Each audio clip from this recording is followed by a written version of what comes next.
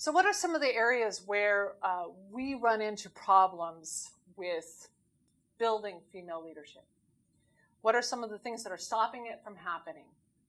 Well, language, right? Language. You can't tell when you look at me, but I'm 6 foot tall. And so I have a presence about me when I'm standing in a room full of men and women that instantly gains me some kind of recognition or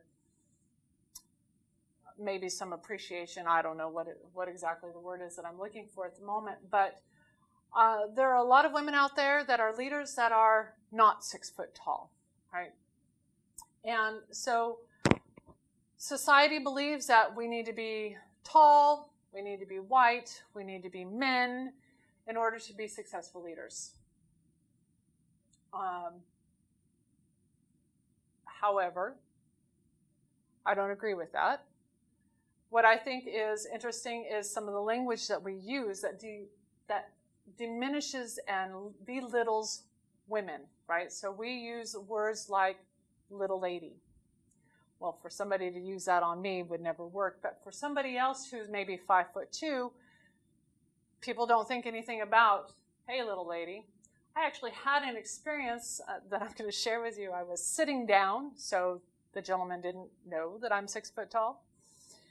And I was walking him through some stuff that he needed to do, some follow-up on a study that I had done with the team.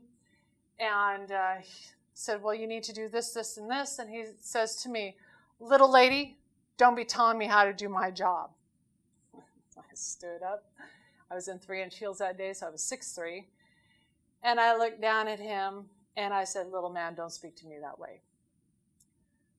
So language that we use constantly belittles women. How about bossy? She's bossy. Have you ever used that term with a man? He's bossy. The terms that we use for men are, he's a real take charge kind of guy. He knows how to command a room. Well, what about a woman? If she were to behave the same way as a man, she's bossy. She's a nag. That's my favorite. The language that we use needs to change when we're talking about women. We need to use the same language with women that we use with men. She's a take charge kind of gal. Well, that's me. I step into a room. It's not uncommon for me to take over and run the show.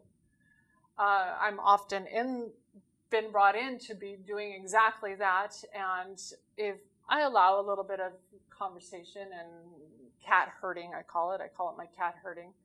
So, but when I need to, I will take charge. I am a kind of hands-off manager, which I think surprises people when they know a little bit about me. But when I need to, I step in and I take charge. And I have been called bossy because of it. I'm not bossy. I'm just simply, hello, people. We need to accomplish this. We need to accomplish this now. And so, therefore, take charge. The language that we use is critical. If you want to develop female leadership, then you need to be aware of the language that you're using with men and women and see the differences thereof. Right? So bossy is a term that women use and men use in relation to women. This came to a head for me when I was talking to a friend of mine. She's a mother of 3 children. Right? And she says, well, I'm a little bit bossy. And I said, what? I said, no, you're a manager. You're a scheduler. You're a marketing person. And I went through a whole laundry list of things that I could use to define her role as a mother of 3 children, 3 very busy children. And she kind of stopped and looked at me and went, I like those terms better. I said, well, yeah. They define who you are. They're a more positive way of explaining what you do than bossy. Bossy to me just absolutely has to go. Tina Fey has a book out called Bossy Pants. And she talks in that book about the language that we use around men and women, and how she was always called bossy pants, and so she kind of shrunk down a little bit and tried to shine her, hide her shine a little bit, as opposed to stepping out and owning it, right? So she understood at an early age that bossy was bad. Bossy made people not like you, not want to be around you, right? Shifting that is going to help you build a team of men and women that can lead together, can work together. It'll help you be able to lift those women up and move them forward in their leadership capabilities.